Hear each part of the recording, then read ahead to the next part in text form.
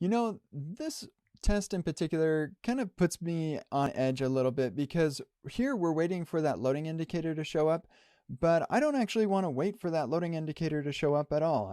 It's got 300 milliseconds right now as our debounce delay, but what if we increase that debounce to 500 milliseconds? Well, then our test is going to take even longer, an additional 200 milliseconds at least, and I don't want to wait that long. And sometimes you actually have timers that you're waiting for 1,000 milliseconds or 2,000 milliseconds, and you don't want your test to take that long. So sometimes it's useful to fake out your timers, and that's what we're going to do here. So here at the very top of our test, we're going to say just use fake timers. And anytime you enable these fake timers, it's going to take all of the timers that you've got in your app, like set timeout and set interval and request idle frame callback, all that stuff.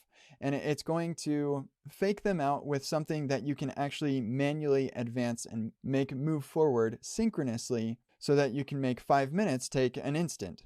But anytime I turn on fake timers, I always want to make sure that I re-enable the real timers before any of the other tests. So I'm going to go to my setup tests here, and I'm going to add a before each that says just use real timers, because that's a better default for our tests. It's less surprising for people who are writing tests in our code base. So I'm going to add that as a default here.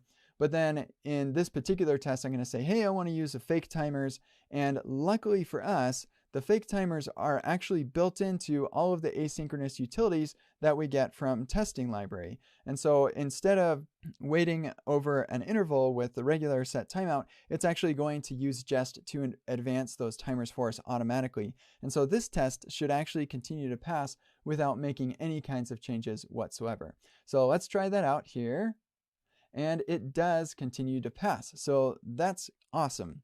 And actually, one other thing that we can do here is now, because we're using fake timers, this loading indicator doesn't get removed from the screen super fast anymore. And so we can be a little bit more accurate in our test and say, oh, wait for loading to finish.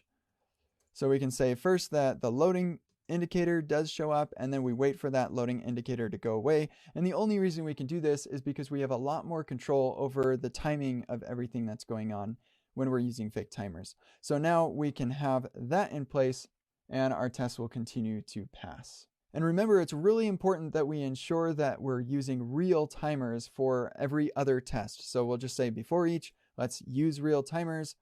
And then in the test that we actually care about fake timers, we can just use fake timers.